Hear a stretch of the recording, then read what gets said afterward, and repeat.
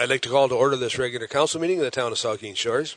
And the first order of business is a declaration of pecuniary interest. And again, I'll remind you of your responsibility to do so. None declared. Then the next item is addition, deletions, or amendments to the agenda. And we have nothing under that. Item 4 is adoption of minutes. And the first one is the regular council minutes of September the 26th. And it's been moved by Deputy Mayor Charbonneau, second by Councillor Rich. The council adopt the minutes of the council meeting of September the 26th, 2016 as presented. Any errors or omissions? All in favor then? That's carried.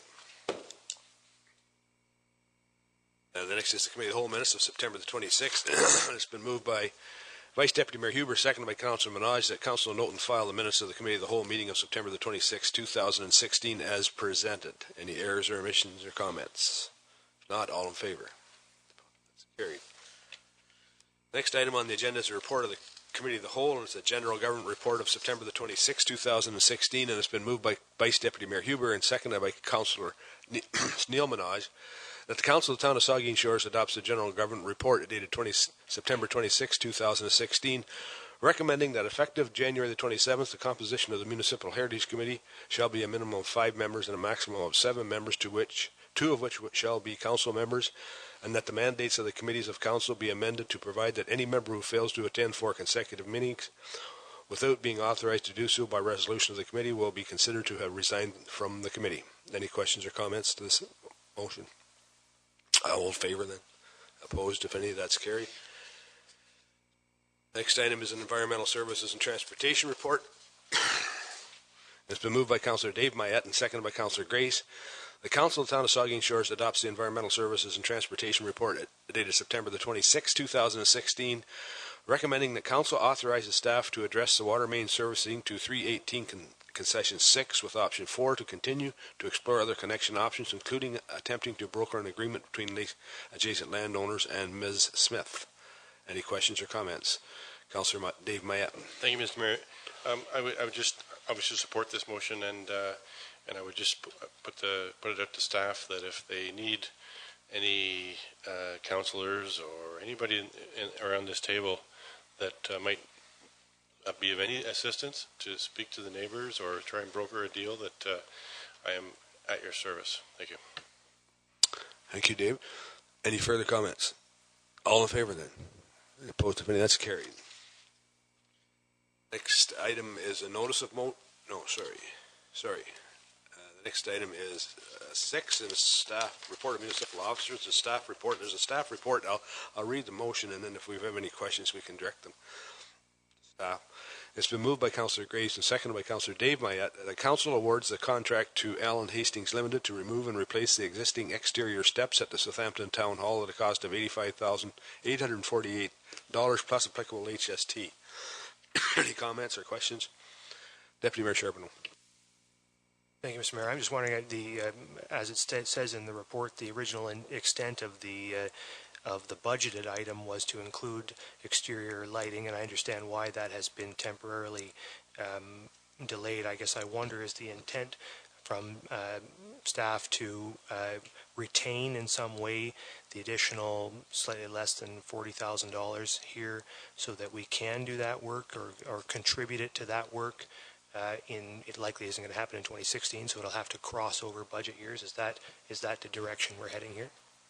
Yeah, that is the intent. I suspect that remaining funds will go into a reserve to be allocated when those lights, it comes time for those lights.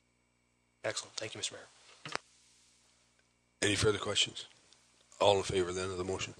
Opposed? That's carried. The next item is a staff report, and it has to do with an expression of interest for the Canadian Water and Wastewater Funding Program, and it's been moved by Deputy Mayor Charbonneau, seconded by Councillor Risch. The Council authorizes staff to submit an expression of interest for the 2016 Clean Water and Wastewater Fund for various projects in Saugeen Shores. Any questions or comments? Councillor Minaj. Thank you, Mr. Mayor. I'm not sure if everyone in council is aware, but there was a drainage ditch culvert system issue on Crawford Street between Bruce and Sumpton that several members of council and staff attended with members of the public to discuss the future of of that piece of roadway. And it was fairly obvious to me, and possibly to the members of staff and the other member of council that was in attendance, that maybe an error omission has been made, that the one piece of street, Bruce to Sumpton on Crawford Street, is not inside the 5-year capital plan. I would make an argument, I think it's a strong argument that it should be, because the other streets in that area, including Falconer, which is on here, Falconer from Bruce back to Waterloo, and Crawford Street from Bruce to Highland Street. So what we've done is we've taken 4 pieces of roadway that all have the same sort of year they were created, and we would leave one piece of 3 blocks behind, so to speak, and I think that it would be unfortunate if we did that, and we certainly need to look at an option to cure that drainage problem in that particular area. It's the high front end of the drainage problem. So by only putting these streets on, not including that street, we're still facing either a major culvert dig out, or whatever word you want to use, and I think that it would be appropriate to add that piece to this. Albeit it's not on the 5-year plan, I think it should be. Thank you. You want to speak to that, Len? I can add, and was planning to add that project to the 5-year capital plan this year, as in not necessarily in 2017, but in the 5-year plan. However, as part of this funding, it has to be something that was on our 5-year plan.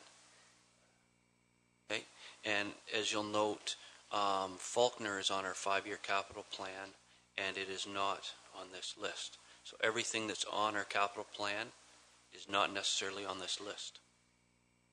Thanks, Len. Councillor Mike Mayat. My question to you, Mr. Mayor, Len, was just where Goebels Grove and that whole area fits in with a plan of like this. Was it considered at all in? I know we've tried unsuccessfully to receive funding for sewer line down there, but I know the sewer water. But was it considered at all, or are we talking 2 different things here? It was considered. However, that particular project would eat up the entire funds, and if it was rejected, we would get nothing. Where with this particular fund, we're allowed multiple projects. So staff felt it was better to apply for multiple projects than if we miss out on some, at least we're getting a portion of the money. And also this source of funding being slightly different from the rest, where you're allowed stormwater projects. The other reason why some of these projects have jumped on. Thanks, Len. Vice Deputy Mayor Huber. Thank you. Through you, along that line, it sounds from reading it that for sure we'll get $75,000. That appears to be the minimum that everybody's going to get. What's the timeline for when you would hear the success of the bigger application? And if in fact we get it all, that's great, the list is here. How will we determine if it's a partial or just the bare minimum? How will that fit into all of this? Part of that will be determined whether they accept all the projects or only part of them. If only part of them are accepted and we only get partial funds, then it'll be easier to narrow it down. If we only get partial funds, then we'll have to weigh which one's more important, I guess you'd call it, than the other, or maybe how the funds are best spent, depending on the dollar figure we're given, how we can maximize the use of it and minimize tax dollars. And we're also supposed to hear in January. Thanks, Len. Councillor Minaj. Okay, thank you. So one more street then. Len, it wasn't that long ago that you came with Jane to the waterfront ad hoc committee and discussed that Harbour Street was in fact sort of, I thought it was on the 5-year plan as well, and that we would be able to use the money in the place holding $1.4 million, potentially use it to improve the look of the beach in that area around the pumping station, the Green Street entranceway, and that at that time you were saying to us, you suggested to us that Harbor Street was going to be reconstructed as well. Is there a reason why it's not on here then? In the 5-year capital forecast, Harbor Street from Green Street to Izzard is on it with it was a sanitary project with the road portion only being a rehab on what's there. So there would be additional funds required for widening. Staff felt that it was better to go with these projects than that one because that's several years off yet, as things have not been finalized as per the exact configuration down there, and the funds have to be spent by March 31st, 2018. Okay, any further questions? All in favor then? Opposed, if any, that's carried.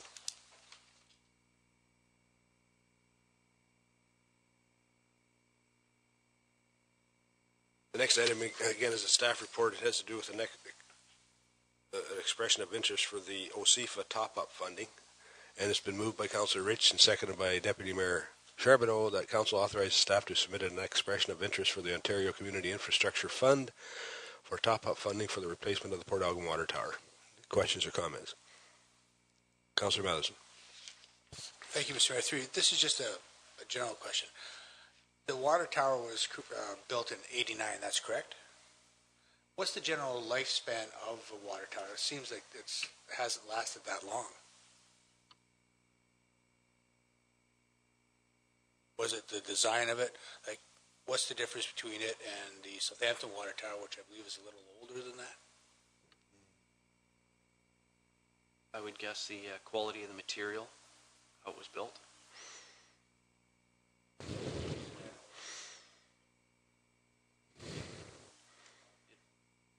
Yeah, what it's made of, quality construction, minerals that it's being affected by. Okay, Councillor Minaj. So this is a philosophical, political type question to all of us, I guess. Is at what point this will be our second or third attempt to receive grant money for the Port Algon Water Tower, and each time we've told the grant funding group that our water tower is in dire straits and we need your help to, and each time they've told us, sorry, you don't qualify because of a number of varied reasons. So are we crying wolf? Are we really don't really have a water tower that's in trouble, or we really do have a water tower that's in trouble, and if we don't get some grants and funding for it, we're going to fix it anyway? Well, I think the answer is, yeah, we're going to fix it, and this is some way of partially mitigating the cost of it to the users, the water system. So, because it's clearly, and I think you can speak to this, and it clearly needs replacing in the near future. Yes, it does. And the other thing was, I have a little miswording there on the second page, 2/3 of the way down, item number 3. The municipality, it says the municipality must not have received funding under the last application base. That should mean, should read the municipality must have applied for and have not received funding for this item in previous rounds of funding. So it has to be a project that was pre-approved, that we've applied for before. So it limits what we can apply for. And if you read elsewhere in there, anybody that received funding previously will not get funding this round. So it's really going to narrow down the number of people. Okay. Okay, man. Okay, Neil. I think you made your point in your original statement. If you want to speak, you get it through the chair. Any further questions on this? All in favor? Opposed, if any? That's carried.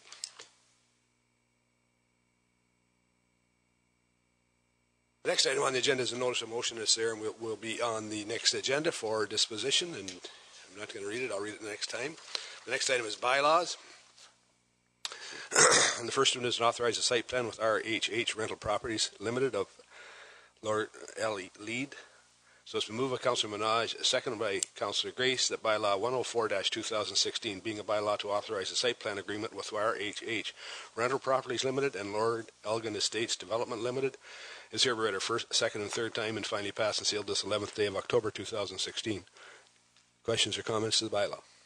Councillor Dave Mayap. Thank you, Mr. Mayor. Through you. I can see Lord Elgin Estates is L-E-E-D. Can anybody tell me what RHH stands for in the second party?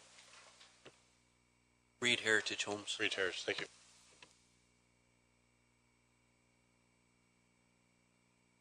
Further questions?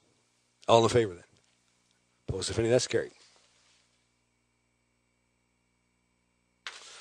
The next item is to authorize a subdivision agreement with Lord Elgin Estates, and it's been moved by Councillor Grace and seconded by Councillor Dave Mayat that bylaw 105-2016, being a bylaw to authorize the entering into of a subdivision agreement with Lord Elgin Estates Developments Limited, is hereby read a first, second, and third time and finally passed and sealed this 11th day of October 2016. Questions or comments to the bylaw or motion? Not, all in favor? Opposed, if any? That's carried. The next item is an appointment of a senior building / plumbing inspector. And so it's been moved by Councillor Malazan and seconded by Councillor Mike Myatt that bylaw 106-2016, being a bylaw to appoint a senior building / plumbing inspector for the Corporation of the Town of Saugeen Shores, is hereby read a first, second, and third time and finally passed and sealed this 11th day of October 2016. Any questions or comments? Not, all in favor? Opposed, that's carried.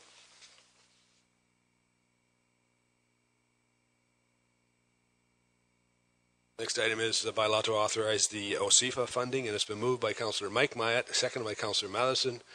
That bylaw 107-2016, being a bylaw to authorize a funding agreement with Her Majesty the Queen and Right of Ontario as represented by the Minister of Agriculture, Food and Rural Affairs, is hereby read a first, second, and third time, finally passed and sealed this 11th day of October 2016. Any questions? All in favor?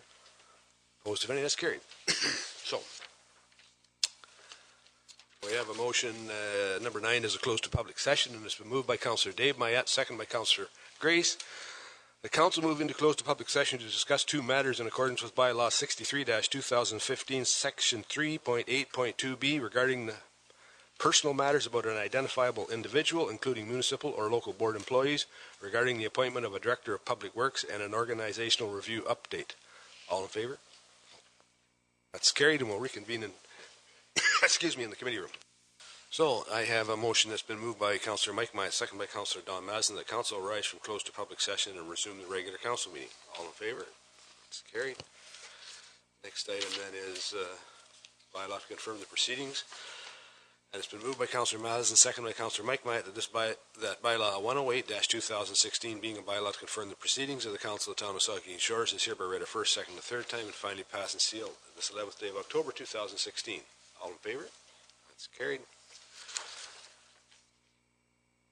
And it's been moved by Councillor Minaj, second by Councillor Grace, that this regular council meeting of October the 11th, 2016, hereby adjourned at 9:38 p.m. All in favor?